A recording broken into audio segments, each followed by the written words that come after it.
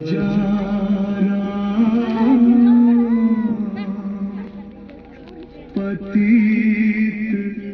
पावन सीताराम,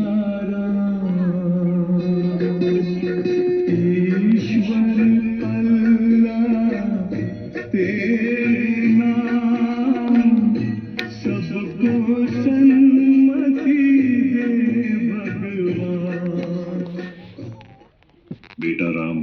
बेटा राम, राम उठो राम। हाँ हाँ, आप कौन हो? मैं मोहनदास करमचंद गांधी हूँ।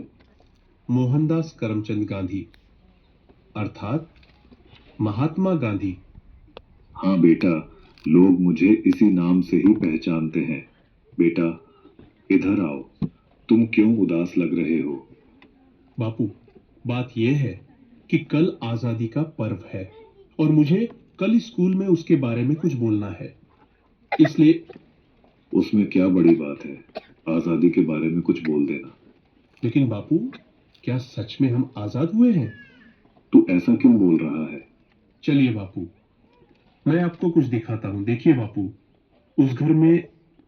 मम्मी पापा, मुझ पर थोड़ा रहम करो प्लीज, मुझे आगे पढ़ने दीजिए। मैं आगे पढ़ना चाहती हूँ और डॉक्टर बनना चाहती हूँ। बस बेटा, आपने बहुत पढ़ लिया।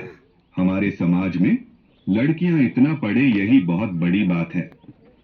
पढ़ना लिखना छोड़ो और अपनी शादी के बारे में सोचो।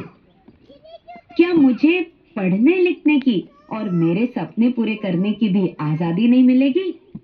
आइए बापू, उस घर में भी देखते हैं।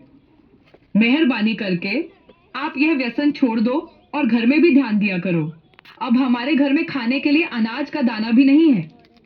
वह सब कुछ मुझे नहीं पता, बस मुझे पैसे दो। मेरा शरीर कांप रहा है और दिमाग काम नहीं कर रहा है। अब जल्दी पैसे दो, मुझे देर हो रही है।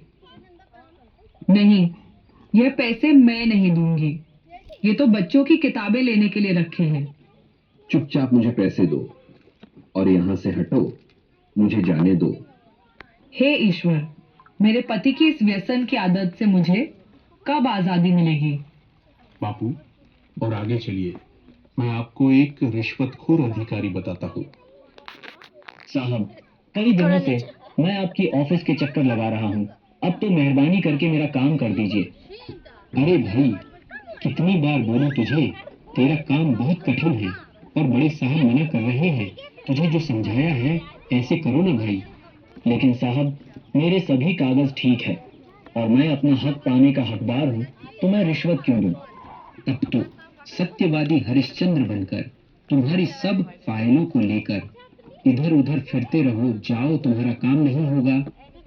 हे ईश्वर, हमारे जैसे ईमानदार लोगों को ऐसे रिश्वतखोर अधिकारियों से कब आजादी मिलेगी? चलो बापू आगे। अरे भैया, ठीक से तोल माप किया करो। गेहूं और चावल तो मिले, पर दूसरी चीज कहाँ पर है? अरे भैया, आपको जल्दी आना चाहिए ना। बाकी सामान तो सब खत्म हो गया है।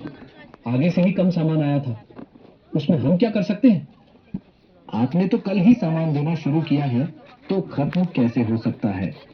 अरे यहाँ से निकलो भैया, और लोग भी लाइन में राह देख रहे हैं।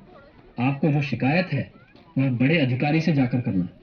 हे भगवान, हम गरीबों को ऐसे अनाज की तस्करी करने वाले लोगों से कब आजादी मिलेगी?